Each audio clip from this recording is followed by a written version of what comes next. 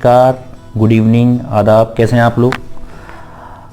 मैं आप लोगों से बात कर रहा हूं जो कोरोना वायरस की वजह से, कोविड-19 की वजह से जो छुट्टियां बिता रहे हैं। ये छुट्टियां हैं आपके लिए मौका है। मैं सभी स्टूडेंट से बात कर रहा हूं जो जेईई मेंस का, नीट का या एएमयू 11th एंट्रेंस का एक कंपटीशन आने वाला है, जिनके लिए जो टेस्ट की तैयारी कर रहे हैं। ये जो परिस्थितियां चल रही हैं आजकल की, आप लोग सब देख रहे हैं, टीवी न्यूज़ सभी लोग देख रहे हैं घर पर। आपको लग रहा है कि ये छुट्टियां सिर्फ 2 या 4-5 दिन की हैं? 15 दिन, 20 दिन तक भी ये जा सकती हैं छुट्टियां। अभी आप लोगों के ऊपर है कि आप लोग इसे मौका समझ रहे हैं अपने लिए या सिर्फ छुट्टियां। जब ये थोड़े टाइम बाद, जब एक रूटीन लाइफ में हमारी लाइफ आएगी ना, तो आप लोगों को कुछ स्टूडेंट्स तो बहुत आगे होंगे और कुछ स्टूडेंट्स पीछे होंगे। कुछ जो स्टूडेंट्स पीछे थे वो औरों से भी आगे होंगे, और जो आगे थे वो शायद वहीं पर होंगे या औरों से पिछड़ जाएंगे। क्यों होगा ऐसा? क्योंकि कुछ बच्चे, कुछ स्टूडेंट्स इन छुट्टियों को, इस मौके को जो घर पर रहना पड़ रहा है, उसको कुछ तो मौके, अपॉर्चुनिटी मानकर उसको यूटिलाइज कर लेंगे, और कुछ सिर्फ ऐसे ही बिताएंगे घर में छुट्टियों की तरह। बाद में पछताने के अलावा कुछ नहीं रहेगा। जो कंपटीशन आप लोग देने वाले हैं, आपको क्या लग रहा है? आपको कितने बच्चों को ऐसा लग रहा है? ध्यान से सुनिएगा मेरी बात प्लीज। कितने बच्चों को ऐसा लग रहा है कि आप नीट में, मेंस में, जिसके भी आप एस्पिरेंट हैं, 11th एंट्रेंस एएमयू में आपका सिलेक्शन होगा? कितने बच्चों को ऐसा लग रहा है? मैं आपसे बात कर रहा हूं, प्लीज ध्यान से सुनिए। कितने बच्चों को ऐसा लग रहा है कि आपका सिलेक्शन एएमयू में होगा? हिल जाते हैं ना सोचकर। क्या कर रहे हैं आप? ऐसा क्या करना चाहिए? तब तक आप अभी तो ये सोचते हैं, आप ये सोचकर सेटिस्फाइड हो जाते हैं कि हम लोग कोचिंग कर रहे हैं, कोचिंग जा रहे हैं इस सब्जेक्ट के करने के लिए, हमारा अपना मैक्सिमम एफर्ट ये है। लेकिन क्या सिर्फ कोचिंग जाना सफिशिएंट होता है हमेशा? क्या सिर्फ कोचिंग जाना हमेशा सफिशिएंट होता है? कोचिंग के अलावा अब आप कोचिंग भी नहीं जा पा रहे। लाइव स्ट्रीमिंग, जो लाइव क्लासेस हम लोग कर रहे हैं, उससे जो बेनिफिट आप उठा रहे हैं या उठा सकते हैं वो तो उठा ही रहे हैं, लेकिन आप खुद अपने आप में क्या कर रहे हैं? वो क्या काम कर रहे हैं आप बताइए। मैं आपको कुछ बातें बताने वाला हूं कि अगर मैं बेसिकली आज पहली वीडियो बना रहा हूं, एएमयू 11th एंट्रेंस वाले स्टूडेंट्स के लिए बना रहा हूं जो एएमयू के लिए तैयारी कर रहे हैं, वो अभी घर पर बैठकर क्या कर सकते हैं। जब तक हमारी रूटीन लाइफ आएगी तब तक के लिए आपको क्या मैं होमवर्क देना चाहता हूं, क्या बातें बताना चाहता हूं, क्या टिप्स देना चाहता हूं, जिस पर कि आप वर्क कर सकें अपने घर से। एएमयू एंट्रेंस के लिए क्या तैयारी कर सकते हैं आप? ध्यान से सुनिए प्लीज। सबसे पहले तो जैसे मैंने आपसे पूछा, कितने लोगों को ऐसा लगता है कि आपका सिलेक्शन हो सकता है? सिलेक्शन उसी का होगा जिसको ये लगता है, जिसको ये महसूस होता है। जब तक आप खुद नहीं सोच सकते, जब तक आपको दुनिया की कोई ताकत सेलेक्ट नहीं करा सकती। सबसे पहले तो आप डिटरमाइंड हुए, मानिए इस बात को कि मेरा अपना सिलेक्शन होना है, तभी आपका सिलेक्शन हो पाएगा प्रॉपर। एक मैं छोटी सी कहानी से आपको समझाता हूँ। अपने जो क्लासरूम के स्टूडेंट्स हैं उनको कई बार मैंने ये कहानी सुनाई भी है, मैं आप लोगों से फिर से एक बार शेयर करना चाहता हूँ। एक जो एक एलिफेंट होता है, हाथी को उसका जो मालिक होता है वो एक बहुत पतली सी रोप से बांध देता है, पतली सी रोप से बांधे रहता है और बंधा रहता है, उसके ट्री से लगातार बंधा रहता है, बंधा रहता है, बंधा रहता है। उसे भूख लग रही हो, गुस्सा आ रहा हो, लेकिन वो उसे तोड़ता नहीं है। क्यों नहीं तोड़ता बताइए? उसे क्यों नहीं तोड़ना चाहता? तोड़ना तो चाहता है, लेकिन वो उसे कोशिश भी नहीं करता उसे तोड़ने की। वो टूटेगी नहीं, उसे खूब टूट जाएगी। देखिए मैं बताता हूँ, क्योंकि जब वो एलिफेंट, छोटा बेबी एलिफेंट था, तो उसका जो मालिक होता है उसको मोटी सी चेन से बांधता है। अच्छा, चेन के कंपैरिजन में वो तो छोटा बच्चा ही होता है, बेबी तो बेबी है और वो बहुत स्ट्रेंथ है। वो कोई बच्चा बंधना पसंद करेगा? आप लोग घर में रहना पसंद नहीं कर रहे, बंधना एक जगह पसंद नहीं कर रहे, तो वो एक चेन से बंधना एक बेबी के लिए तो बड़ा कोई पॉसिबल ही नहीं है। तो वो उससे लगातार बंधा रहता है, बंधा रहता है, उसको तोड़ने की कोशिश करता है। बच्चा लगातार तोड़ने की कोशिश करता है, बहुत ताकत लगाता है, इतनी ताकत लगाता है कि उसके यहाँ पर वाउंड्स हो जाते हैं, घाव हो जाते हैं, खून टपकता है, लगातार खून टपकता रहता है, टपकता रहता है, टपकता रहता है। और वो उसको 1 महीने, 2 महीने, 3 महीने, 4 महीने कोशिश करता है, घाव फिर से हो जाते हैं, ठीक हो जाते हैं, फिर कोशिश करता है। एक टाइम ऐसा आता है कि वो धीरे धीरे कोशिश करना बंद कर देता है। जब वो घाव बंद कर देता है, धीरे धीरे वो बड़ा होता जाता है, बड़ा होता जाता है, बड़ा होता जाता है, बड़ा होता जाता है। अच्छा, कोशिश तो कर ही नहीं रहा, उसका मालिक देखता है चेन तो तोड़ ही नहीं रहा, फिर वो पतली चेन बांधना शुरू कर देता है। और देखता है कि भाई ये तो पतली चेन भी नहीं तोड़ रहा, वो क्यों पैसे खर्च करे? वो पतली सी एक रोप ले आता है, रस्सी ले आता है और उसे बांध देता है, और वो लगातार उससे बंधा रहता है। मैं आप लोगों से पूछना चाहता हूं, बताइए, क्या वो एलिफेंट जो बड़ा हो चुका है, क्या वो उस रस्सी को नहीं तोड़ सकता? तोड़ सकता है? नहीं तोड़ सकता? तोड़ सकता है। क्या बंधा हुआ है? बताइए, हाथी या उसकी सोच?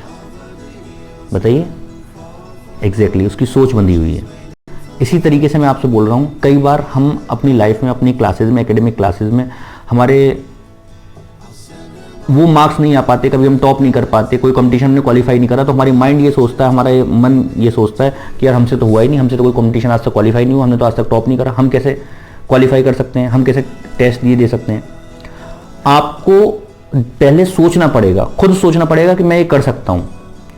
अब दूसरी बात, सिर्फ सोचने से तो आप सेलेक्ट नहीं हो जाएंगे, उसके लिए करना भी पड़ेगा आपको। जब तक आप करोगे नहीं उस डायरेक्शन में, मैं सोचूं मैं प्राइम मिनिस्टर बनना चाहता हूं, तो मैं सिर्फ सोचने से यहां पर बैठकर सोच लूं प्राइम मिनिस्टर बनना हूं, तो उसके लिए मैं प्राइम मिनिस्टर बन जाऊंगा? नहीं बन सकता। मेरे को उस डायरेक्शन में वर्क करने पड़ेंगे। आपको अगर एएमयू एंट्रेंस में, आईआईटी मेंस में, नीट में, जिस भी कंपटीशन के लिए आप जा रहे हैं उसमें अगर आप सेलेक्ट होना चाहते हो, तो आपको सबसे पहले उस डायरेक्शन में वर्क करना पड़ेगा। पहली चीज आपको सोचना पड़ेगा, सोचने के बाद दूसरा आपको वर्क करना पड़ेगा।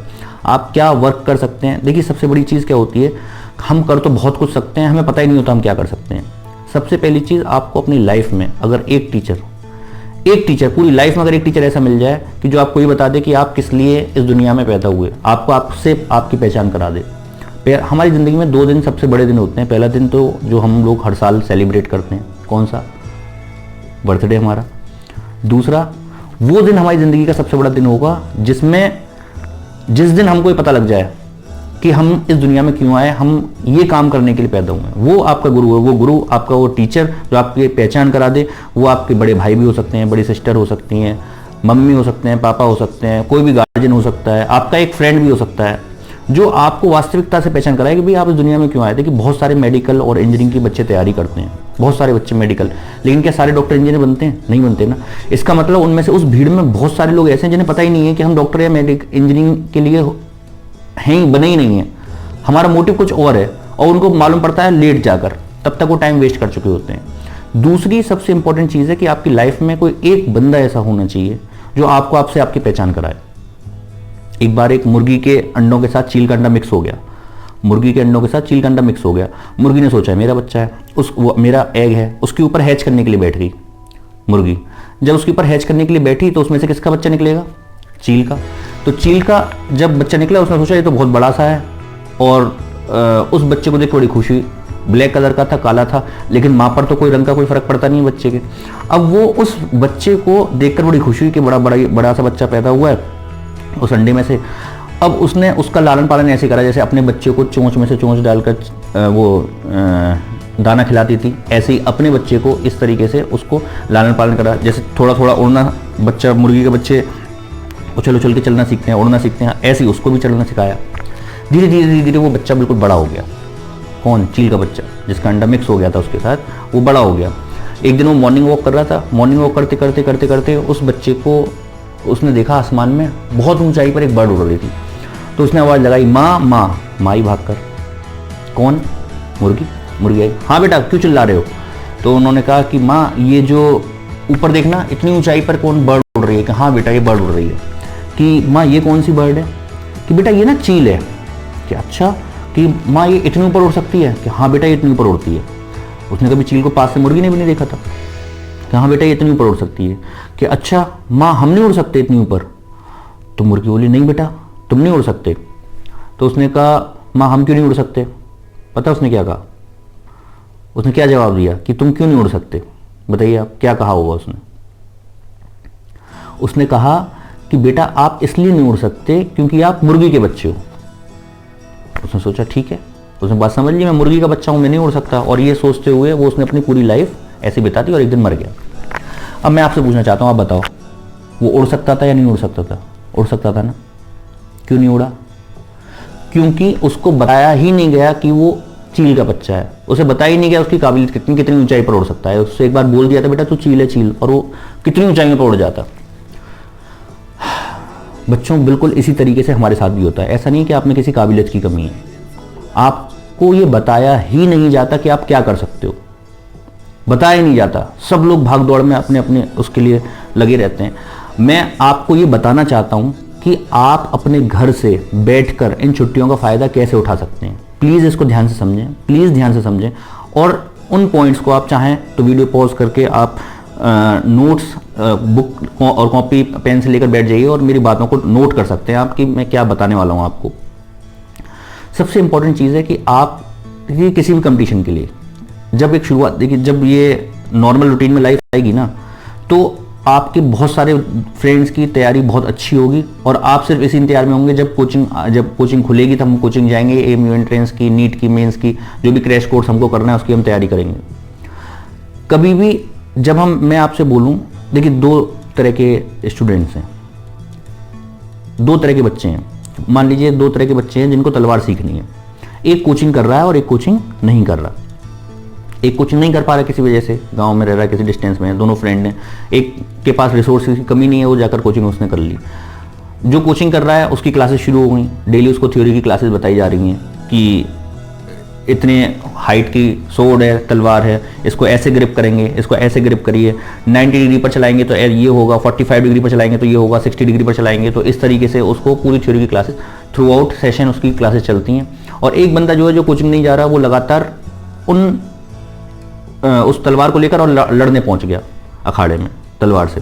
लड़ने पहुंचा तो उसकी चोट आई, खून निकला बहुत, कई बार चोट आई, अगले दिन फिर गया, फिर चोट आई, फिर गया, लेकिन उसने घाव खाते हुए भी उसने लड़ना बंद नहीं किया। 1 महीने, 2 महीने, 3 महीने, फिर एक दिन ऐसा आया 3 महीने बाद कि वो एक बंदे से परफेक्शन के साथ लड़ने लगा अपने एक्सपीरियंस से ही। दूसरे दिन दूसरी तरफ जो दूसरा बंदा है वो लगातार थ्योरी की क्लासेस कर रहा है, उसको बहुत सारी जानकारी होगी तलवार के बारे में, वो बड़ा खुश, जब भी वो मिलते हैं कहते हैं भाई मैं तो बहुत कुछ सीख गया, तू तो सिर्फ तलवार के बारे में कुछ जानता ही नहीं। धीरे धीरे धीरे एक सेशन कंप्लीट हुआ। वो जो बंदा था वो पहले एक बंदे से लड़ता था, फिर 2 लोगों से लड़ने लगा, फिर 3 लोगों से एक साथ लड़ने लगा। सेशन कंप्लीट हुआ, जब एग्जाम होने की बारी आई तो उसको पहली बार वो तलवार पकड़ाएगी कि साहब अब आपका एग्जाम होगा जो आपने क्लासेस सीखी हैं। और दूसरा बंदा 1 साल बाद जो कोचिंग कभी नहीं गया, जिसने कोई क्लासेस थ्योरी की नहीं करी और वो घर पर बैठकर वो तलवार से सिर्फ लड़ता था। मैं आपसे पूछना चाहता हूं, आप बताओ किसके जीतने के चांसेस ज्यादा हैं अगर दोनों में लड़ाई लड़ाई जाए तो? जिसने पहली बार तलवार पकड़ी या जिसने पूरी साल तलवार चलाई? जी हाँ, आई ओपन हो रही है आपकी। तलवार जिसने बिना थ्योरी की क्लासेस करे सिर्फ लड़ाई लड़ी, सिर्फ तलवार चलाई, ऑब्वियसली वही जीतेगा। मैं आपको ये बताना चाहता हूं कि जो कंपटीशन का सिलेक्शन, आपको तलवार तो चलानी नहीं है, आपका जो सिलेक्शन होना किस पर डिपेंड करता है? क्वेश्चंस पर, क्वेश्चंस करने पर। अगर मैं एएमयू एंट्रेंस की बात करूं तो 100 क्वेश्चंस आएंगे उसमें, उन 100 क्वेश्चंस को करना है आपको। आपने 11th एंट्रेंस में, या अगर हम आईआईटी की बात करें, मेंस की बात करें, तो उसमें 11th और 12th का ही तो आता है। 11th एंट्रेंस की हम बात करें तो उसमें 9th और 10th का ही तो आ रहा है। आपने एक बार तो सिलेबस कर ही चुका है, पढ़ ही चुके हैं आपको फिर दोबारा जब आप कोचिंग करेंगे फिर दोबारा वही रिपीट करना है, दूसरे तरीके से करना है, शॉर्टकट से करना है, वो अलग बात है, लेकिन आपको करना तो वही सारी चीज़ें हैं। आप घर में सोचेंगे भाई अभी ये तो हमारा सिलेबस ही नहीं हुआ, हम क्या करेंगे? मैं अगर बोलूं कि आज आप एएमयू एंट्रेंस का या आईआईटी मेंस का पेपर या नीट का पेपर आप अपने घर पर बैठ के पेपर दीजिए, क्वेश्चंस करिए आप उसके, तो आप कहेंगे अभी तो हमारा सिलेबस ही नहीं हुआ। अरे सिलेबस तो ऑलरेडी कर चुके हैं ना आप। सिलेबस कभी किसी का पूरा नहीं होता। एक बार एक आदमी नदी के पास खड़ा हुआ था, उससे पूछा भाई तुम सुबह से शाम तक खड़े हो, क्यों खड़े हो यहाँ पर? तो उसने बोला भाई मेरे को ना नदी क्रॉस करनी है। कि नदी क्रॉस करनी है तो क्यों नहीं कर रहे, करो इसको। तो बोला ये जो पानी है ना, ये जब खत्म हो जाएगा पानी तब मैं नदी क्रॉस करूंगा। अब बताइए क्या पॉसिबल है? वो पानी की तरह ही आपका सिलेबस है।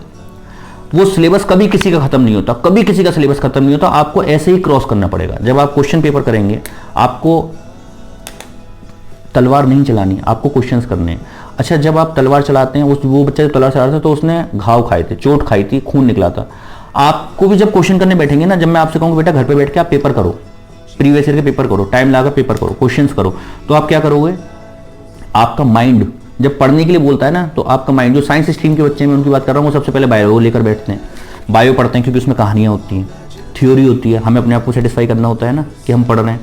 पेरेंट्स को सेटिस्फाई से पहले हमें अपने आप का सेटिस्फेक्शन होता है कि हम पढ़ रहे हैं, हम पढ़ाई कर रहे हैं। तो आप सबसे पहले इजी सब्जेक्ट जिसमें माइंड को प्लेजर आए वो काम करना है। फिर उसके बाद केमिस्ट्री, फिर फिजिक्स का नंबर आता है, सबसे बाद में मैथमेटिक्स का नंबर आता है। या आप इंडो इस्लामिक या जीके पढ़ने लगते हैं, क्योंकि उसमें थ्योरी है, करंट अफेयर्स है, उसमें माइंड तो लगाना नहीं है ज़्यादा। आपको क्वेश्चंस करने हैं। जब भी आप क्वेश्चंस करेंगे तो आपका माइंड आपको एक्सक्यूजेस देगा कि आप ये मत करिए, ऐसे मत करिए। आपको कष्ट होगा, घाव लेने पड़ेंगे आपको माइंड को, और आदत डालनी पड़ेगी, उसको स्ट्रॉन्ग करना पड़ेगा। आप क्वेश्चंस करिए, आपके क्वेश्चन सारे नहीं होंगे। देखिए जब हम क्वेश्चंस करने बैठते हैं, जब आप पढ़ने बैठते हैं, तो आपको डर लगेगा, अंदर से घबराहट होगी। घबराहट कैसे होगी? जिसको कुछ आता होगा। मैंने बताया पानी सिलेबस है, 2 बच्चे हैं जिनको तैरना नहीं आता, दोनों ही को तैरना नहीं आता। एक पानी में यहां तक खड़ा हुआ डूबा हुआ चलता जा रहा है आगे, और एक यहां तक है, पीठ तक पानी है उसके। ज्यादा घबराहट किसको होगी, ज्यादा डर किसको लगेगा? जो यहां तक है, जो यहां तक डूबा हुआ है। आपको घबराहट हो रही है तो उसको पॉजिटिव लें। आप समझें कि आपको कुछ आता है इसीलिए आपको डर लग रहा है, जिसको कुछ आता ही नहीं उसको क्या पता। हमेशा किसी भी कंपटीशन में सारे होशियार बच्चे सेलेक्ट नहीं होते। जब आप, पहले तो मैं उस बात को पूरी कर दूं कि आप जब क्वेश्चन पेपर करने बैठेंगे तो आपसे हो सकता है 100 में से 50 क्वेश्चंस हों, कोई बात नहीं, 50 क्वेश्चन हो रहे हैं, बाकी 50 क्वेश्चंस का एनालिसिस करिए। आप 50 क्वेश्चन का एनालिसिस करिए, अपनी बुक से देखिए, जो क्वेश्चंस नहीं आ रहे उनको पढ़िए। आप वो सारा इंपॉर्टेंट पार्ट ही तो है जो आपसे नहीं आ रहा। अब आप ऐसा तो कर नहीं सकते कि सिर्फ 15 दिन में 10 दिन में आप पूरी 9th या 10th या जो मेडिकल इंजीनियरिंग की तैयारी कर रहे हैं पूरी 11th या 12th दोबारा पढ़ लें। क्या कर सकते हैं, कैसे इंपॉर्टेंट एक्सट्रैक्ट को निकाल सकते हैं? आप पेपर करिए, उसमें सब कुछ आया हुआ है पुराना, सारे सब्जेक्ट एक साथ रिवाइज करेंगे। होता क्या है, जब आप फिजिक्स करने बैठते हैं तो केमिस्ट्री छूट जाती है, केमिस्ट्री करने बैठते हैं तो मैथ्स छूट जाती है, मैथमेटिक्स करने बैठे तो साइंस पूरी की पूरी छूट जाती है। तो ये एक हमारे साथ प्रॉब्लम आती है। इसका सबसे बढ़िया सोल्यूशन ये है कि आप पेपर करें, क्वेश्चंस करें। जब आप क्वेश्चंस करेंगे उसमें तो आपको एनालिसिस करिए। 50 क्वेश्चन का एनालिसिस करा, एक पेपर का एनालिसिस करा, फिर दोबारा पेपर करिए। दूसरा पेपर जब पेपर आप करेंगे तो उसमें ऑलरेडी आपके 55 क्वेश्चन हो जाएंगे। 5 क्वेश्चन आपके इसी बात पे पड़ जाएंगे, आपने एनालिसिस कराया। तीसरा पेपर करेंगे आपसे 60 क्वेश्चन हो जाएंगे, अगला पेपर करेंगे आपसे 65 क्वेश्चन हो जाएंगे। देखिए ये जो पेपर हम करते हैं, आपको क्या लगता है, आपको अगर सेलेक्ट होना है तो सेलेक्ट होने के लिए आपको 100 में से 100 क्वेश्चन करने हैं? बिल्कुल नहीं। 100 क्वेश्चन किसी से नहीं होते। अगर 100 क्वेश्चन किसी से हो रहे हैं तो इसका मतलब पेपर का स्टैंडर्ड कुछ नहीं है। जो एग्जामिनर पेपर सेट करता है उसको भी तो ये देखना है कि पेपर का स्टैंडर्ड बनाए कि भाई पेपर अगर बच्चों ने पूरे कर दिए तो फिर एग्जाम का स्टैंडर्ड क्या रह गया। आप कितने मानते हैं कितने क्वेश्चन पर सिलेक्शन होता है? जो मेरिट जाती है, हम एमयू की अगर बात करें तो मेरिट कट ऑफ कितने पर जाती है बताइए?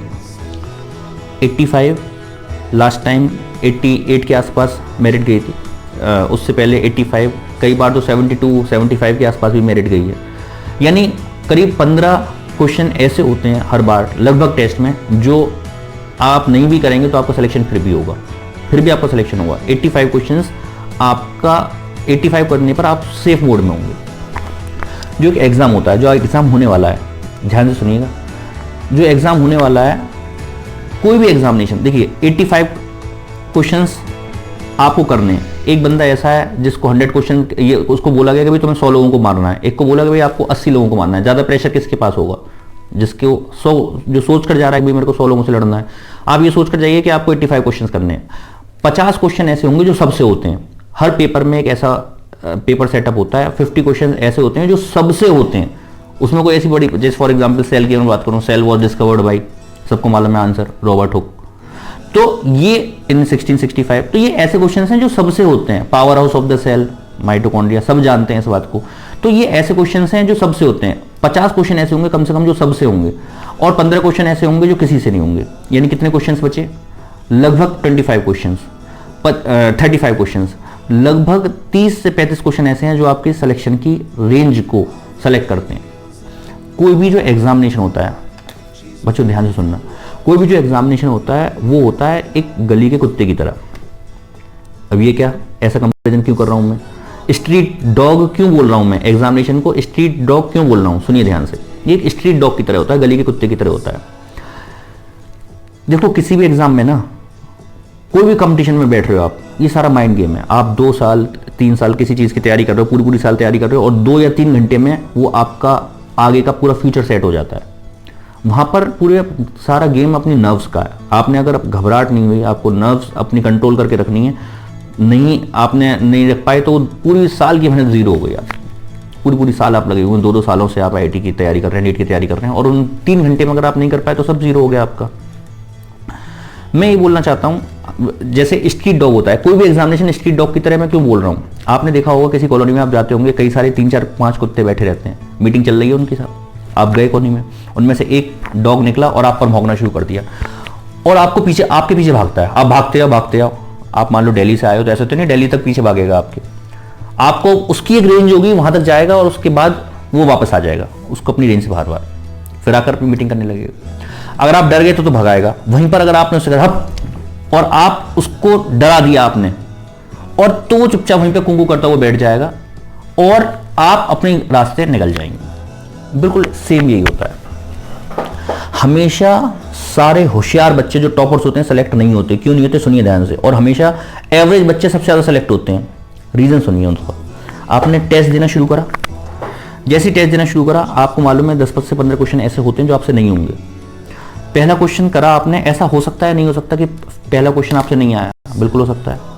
आपने पहला क्वेश्चन करा आपसे नहीं आया, आपने दूसरा क्वेश्चन करा, हो सकता है नहीं आया, तीसरा क्वेश्चन करा, अब थोड़ी सी घबराहट हुई, आपको लगा कि तीसरा क्वेश्चन भी मुझसे ऐसा लग रहा है कि मेरा पढ़ा हुआ सा नहीं है, नहीं आ रहा। फोर्थ क्वेश्चन मान लेते हैं ऐसा हो गया कि चौथा क्वेश्चन भी लगातार नहीं आया, क्या होगा आपके माइंड पर असर? बताइए। आपने नर्व लूज कर देंगे, घबराहट होनी शुरू हो जाएगी। अब वो गली का कुत्ता एक्टिवेट हो गया। अब वो आपको अपनी रेंज आपके ऊपर हावी हुआ और आपको भगाएगा। कहां तक भगाएगा? सिलेक्शन की रेंज से बाहर कर देगा, वहां तक भगाएगा। वहां तक आपके ऊपर प्रेशर बना देगा जब तक कि आप सिलेक्शन की रेंज से बाहर ना हो जाएं। अब आप अगले 2 घंटे 3 घंटे जितनी देर का आपका एग्जाम है, आप बैठकर सिर्फ अपने आप को धोखा देते रहिए। आप वास्तव में उस सिलेक्शन की रेंज से बाहर जा चुके हैं। क्यों जा चुके हैं? क्योंकि अगर एक बार वो आपके ऊपर हावी हो गया तो आपसे वो क्वेश्चन भी होना बंद हो जाएंगे जो सबसे हो रहे हैं। मैंने बताया 50 क्वेश्चन ऐसे हैं जो सबसे होंगे, वो आपसे नहीं होंगे। छोटी छोटी कैलकुलेशन मिस्टेक्स ऐसी होंगी जो सब कर रहे होंगे नॉर्मल क्वेश्चंस, वो आपसे नहीं होंगे, क्योंकि आप माइंड से ऑलरेडी अपने आप को डिप्रेशन में ले आ चुके हो शुरुआत के 5-10 मिनट में। किसी भी कंपटीशन में ये एक एनालिसिस है, ये एक सर्वे है कि कोई भी बड़े से बड़ा कंपटीशन हो, उसका जो डिटर्मिनेशन है रिजल्ट का, वो शुरुआत के 10 से 15 मिनट में हो जाता है। ये आपको डिसाइड करना है कि कैसे क्या होना है और क्या। दूसरा, जब आपने देखा होगा कंपटीशन, एक तो ये हो गया। दूसरा, जो स्ट्रीट डॉग की तरह वर्क करता है, वो कौन वर्क करता है? किसी भी कंपटीशन में आप बैठ रहे हैं, आईआईटी में आप बैठ रहे हैं, 12 लाख बच्चे बैठे, 15 लाख बच्चे बैठे, नीट में इतने लाख बच्चे बैठ रहे हैं, 11th एंट्रेंस में बैठे, आपने पेपर देने जा रहे हैं, एक दिन पहले न्यूज़पेपर में आया आज बैठ रहे हैं 70,000 बच्चे। अब बस फिर से वो स्ट्रीट डॉग आपके ऊपर हावी, फिर से आपके ऊपर हावी होना शुरू हो जाएगा। इनसे कोई फर्क नहीं पड़ता कितने बच्चे बैठ रहे हैं। पता है आपको, जैसे एक आपने रैली देखी होगी, हजारों लोगों की रैली भाग रही है, लगातार भीड़ भाग रही है। एक को रोक के पूछ लो, भाई साहब आप कहां जा रहे हो? वो कहेगा पता नहीं, जहां सब जा रहे हैं वहां मैं जा रहा हूं। ये हाल है कंपटीशंस का। विश्वास मानिए ऐसा ही होता है। लोगों को ये तक नहीं मालूम होता। मैंने एएमयू एंट्रेंस के बहुत सारे ऐसे बच्चे देखे हैं जिनको ये नहीं मालूम होता। उनसे पूछ लो, भाई साहब इंडो इस्लामिक ये जीके आ रही है, आपको ये नहीं मालूम जीके आ रही है? उन्हें पता ही नहीं होता कि इंडो इस्लामिक है, जीके है। या उनसे पूछ लो, भाई साहब उर्दू आ रही है, उन्हें यही नहीं पता होता। उर्दू पढ़े एंट्रेंस के लिए, उर्दू आएगी साहब, एएमयू का टेस्ट दे रहे हैं तो उर्दू आएगी। ये हाल है लोगों का। आप सोचिए, जिनको ये नहीं मालूम सब्जेक्ट कौन से आ रहे हो, क्या तो तैयारी कर रहे हो, क्या आपको कंपटीशन देंगे। घर पर बैठकर 2 चीजें आपको करनी है। सबसे पहली चीज, चाहे वो आप नीट एस्पिरेंट हो, आईआईटी एस्पिरेंट हो, या आप एएमयू एंट्रेंस 11th के एस्पिरेंट हो, सबसे पहले टाइम लगाकर पेपर करिए, पेपर सॉल्व करिए प्लीज, और बिना एनालिसिस करिए अगला पेपर ना करें। ये आपको मौका है, अपॉर्चुनिटी है, इसका फायदा उठाइए। आपको ना स्कूल जाना, ना कोचिंग जाना, ना घर से बाहर किसी से जाना। आप एंजॉय करिए अपने फैमिली मेंबर्स के साथ, और बाकी टाइम में प्लीज कंसंट्रेट करके एग्जाम करिए उसको। किसी भी कोचिंग इंस्टीट्यूशन का काम क्या है? पढ़ाना। पढ़ तो आप खुद भी लोगे, बहुत सारे यूट्यूब पर वीडियो हैं। किसी भी सिस्टम का काम है आपको वो माहौल प्रोवाइड कराना, वो अखाड़ा देना जिसके लिए आप तलवार लड़ सकें। जी हाँ, वो लड़ना, वो माहौल देना आपको। जब आप आओ यहाँ पर तो आपके प्रॉपर टेस्ट हो, आपके प्रॉपर एनालिसिस बताया जाए और आपको बताया जाए कि यहाँ पर कहाँ पर आपकी रैंक लाई कर रही है, और फिर अपने आप को स्ट्रेंथ करके फिर से आप उन क्वेश्चंस को, ये काम आप घर पर करो। तब तक जब नॉर्मलाइज हो जाएगा रूटीन आपका, फिर उसके बाद जब आप मेरे पास आओगे तब मेरे को भी ये लगेगा कि हाँ हमारे बच्चे तैयार हैं, हमें इनके साथ बहुत ज़्यादा मेहनत करने की ज़रूरत नहीं है, और ये इस डायरेक्शन में ऑलरेडी वर्क कर चुके हैं। देखिए, आपको कुछ टॉपिक्स मैं आपको बता रहा हूँ। मैं 11th एंट्रेंस वाले बच्चों से पहले बात करना चाहूँगा कि क्या करना है, कौन कौन से टॉपिक्स पढ़ने हैं जिनको ज़्यादा फोकस आपको करना है। मैं बायो से स्टार्ट करता हूँ, साइंस में। सबसे पहले तो आप ये करिए, 9th और 10th की 100 क्वेश्चन देखिए आपके आते हैं, उसमें 9th और 10th की 100 क्वेश्चंस में से 50 क्वेश्चन साइंस के आते हैं, 30 क्वेश्चन मैथमेटिक्स के आते हैं, और 20 क्वेश्चन जीके और इंडो इस्लामिक के आते हैं।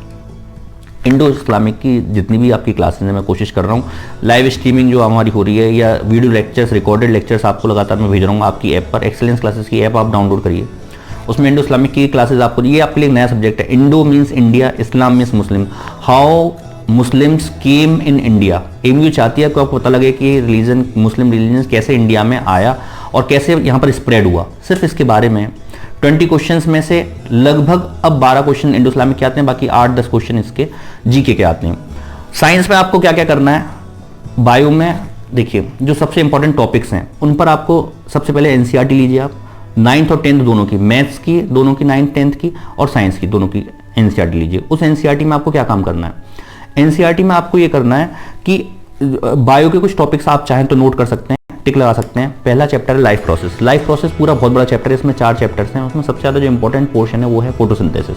नोट कर लीजिए आप इसको, फोटोसिंथेसिस से सबसे ज़्यादा क्वेश्चन आते हैं, प्लीज़ उसको ध्यान से देखिए। Photosynthesis number 1। नंबर 2, फोटोसिंथेसिस के अलावा जो चैप्टर है heredity and evolution. Heredity and evolution में जेनेटिक्स का पोर्शन है बेटा, उसमें करीब 5% ऐसा है जो 11th और 12th की चीज़ें उसमें पूछी जाती हैं, जेनेटिक्स वहाँ से पूछा जाता है। डिसऑर्डर्स एग्जाम में 11th एंट्रेंस में कई बार पूछे गए हैं, ट्राइसोमीज पूछी गई है, टर्नर सिंड्रोम, क्लिनफिल्टर सिंड्रोम, ये पूछा जा चुका है, जो आप अभी घर पर नहीं पढ़ सकते, वो हम आप जब आप यहाँ पर आओगे तो आपको कराएंगे वो कुछ एडिशनल चीज़ें। लेकिन तब तक आप वहाँ पर एनालोगस होमोलोगस ऑर्गन्स जो एविडेंसेस हैं एवोल्यूशन के वो आप पढ़िए, उनको टिक लाइए। दूसरा 10th के लाइफ प्रोसेस और हेरिडिटी, ये 2 चैप्टर मैंने आपको बताया। रिप्रोडक्शन वाला जो चैप्टर है आपका, उसमें आप पढ़ सकते हैं प्लांट रिप्रोडक्शन। प्लांट रिप्रोडक्शन में इंपॉर्टेंट है, ह्यूमन रिप्रोडक्शन जनरली इजी है, उसमें सारी चीज़ें पूछी जा सकती हैं, मतलब आप जानते ही हैं, अधिकतर आपके आसानी से समझ में आता है। प्लांट रिप्रोडक्शन थोड़ा कॉम्प्लिकेटेड है कंपेरेटिव उसके, अगर आपको नहीं समझ में आता है तो उसको ध्यान से पढ़िए एनसीईआरटी से। 3 चीज़ें मैंने इसमें बताई। कंट्रोल कोऑर्डिनेशन जो टॉपिक है, कंट्रोल कोऑर्डिनेशन में आप प्लांट हार्मोन्स वाला जो पोर्शन है, प्लांट हार्मोन्स से ज़्यादा पूछा जाता है। प्लांट हार्मोन्स कहाँ से सिक्रीट हो रहे हैं, कितने सिक्रीट हो रहे हैं, वो आप ढंग से पढ़ सकते हैं। 9th में अगर मैं बात करूँ, 9th की बायो जैसे याद आती है, सबसे पहले डाइवर्सिटी वाला चैप्टर आपको याद आता है, वो सबसे ज़्यादा ट्रॉमा लाइक होता है हमारी, उसके लिए याद करना पड़ता है। मैं आपसे फिर से बोल रहा हूँ, डाइवर्सिटी चैप्टर से बहुत आता है। आप प्रीवियस ईयर का एनालिसिस करिए लास्ट 10 ईयर्स का, उसमें आपको दिख जाएगा। लास्ट 5-6 ईयर्स में, पिछले 2 साल में कम आया, लेकिन फिर भी उससे पहले डाइवर्सिटी से लगातार क्वेश्चन 4-4, 5-5 क्वेश्चन आते रहे। आप एनसीईआरटी से जिसमें डायग्राम्स दे रखे हैं ना, जो फिगर दे रखे हैं, उन फिगर्स को पढ़ो आप, उनके एग्जाम्पल्स को एक लिस्ट बना लो, किस किस फाइलम के कौन कौन से एग्जाम्पल हैं। डायरेक्ट आपके फाइलम के एग्जाम्पल पूछा जाएगा, ये पूछा जाएगा कि किस फाइलम में कौन सा एग्जाम्पल है, क्या चीज़ें हैं, किस एनिमल फाइलम हुआ है, प्लांट फाइलम हुआ, उनके एग्जाम्पल्स देखिए डायग्राम्स के साथ। दूसरा टिश्यू वाला जो चैप्टर है, उसमें पेरेन्काइमा, स्क्लेरोकाइमा जो सपोर्टिव टिश्यूज हैं उनके बारे में आप पढ़िए। टिश्यूज और एनिमल टिश्यू में टाइप्स ऑफ एनिमल टिश्यू के एग्जाम्पल, सिर्फ एग्जाम्पल्स आप नोट कर लीजिए, सिर्फ एग्जाम्पल पढ़ने हैं। जैसे स्क्वेमस एपिथेलियम का कौन सा एग्जाम्पल है, ये कहाँ पर पाई जाती है। सीडोस्टेटिफाइड एपिथेलियम जो है ये कहाँ पर पाई जाती है, या क्यूबोइडल एपिथेलियम कहाँ पर पाई जाती है। इसके एग्जाम्पल्स पर बहुत सारे क्वेश्चन आप लगातार प्रीवियस ईयर में देख सकते हैं। ये इसके अलावा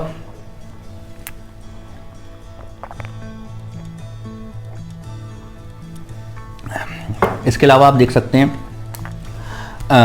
9th में एक चैप्टर है इम्प्रूवमेंट इन फूड रिसोर्सेज, उसमें एनिमल हस्बेंड्री का चैप्टर है, उसमें काऊ की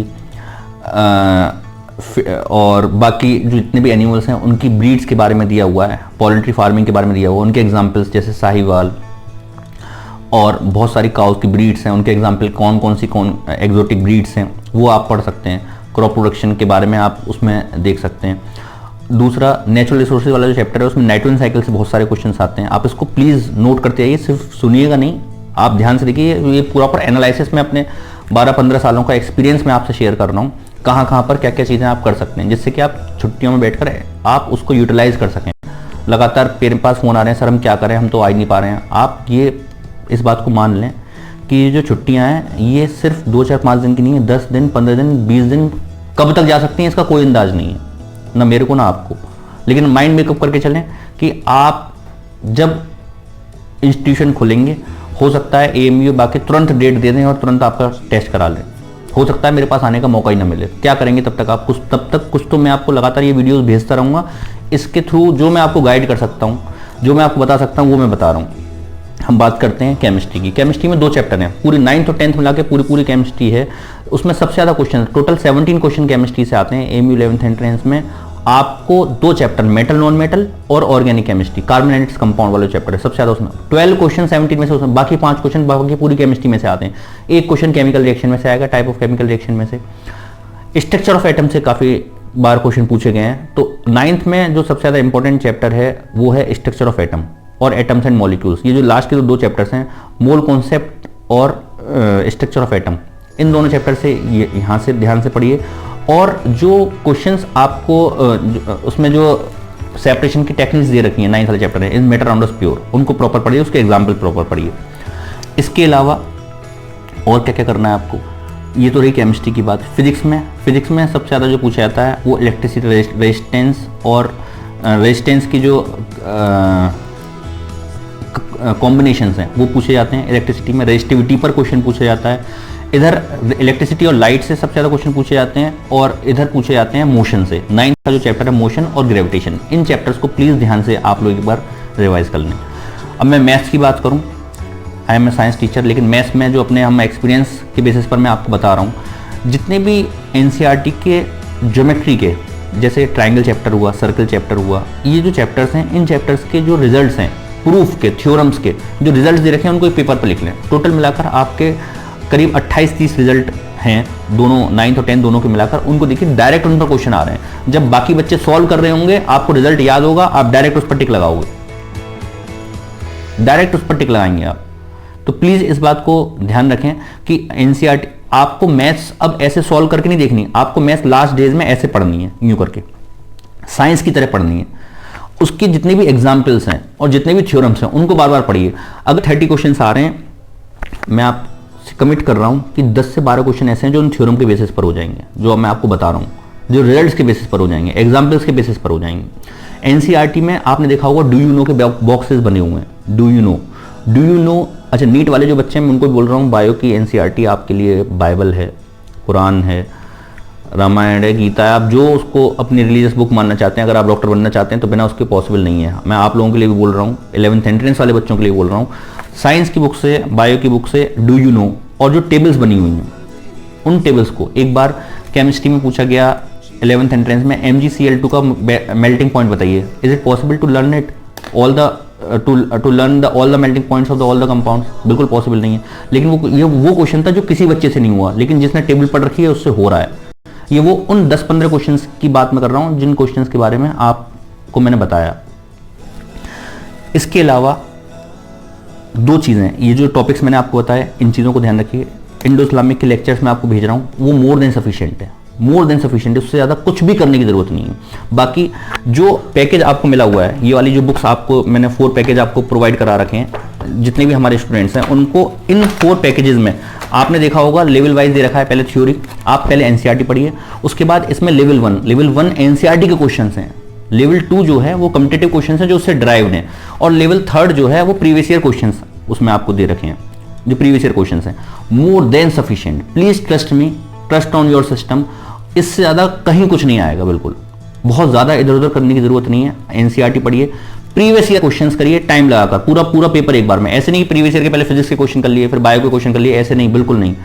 पूरा पेपर एक बार में टाइम लगाकर करिए, उससे आपको टाइम मैनेजमेंट भी आएगा और बहुत सारी चीजें आएंगी।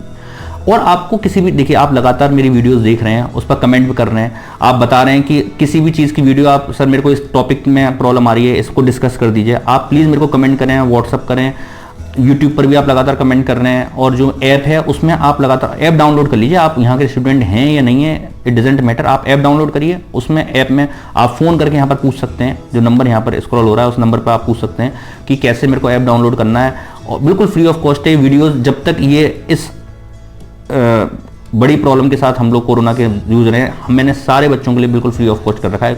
सब बच्चों को जो किसी वजह से रिसोर्सेज की वजह से फ़ायदा नहीं उठा पा रहे हैं, उनको हमारा फ़ायदा मिल जाए, जो हम जिसको भी ये ज़्यादा से ज़्यादा लोगों तक ये वीडियोज़ और ये सुविधाएं हमारी पहुंच सकें आप तक।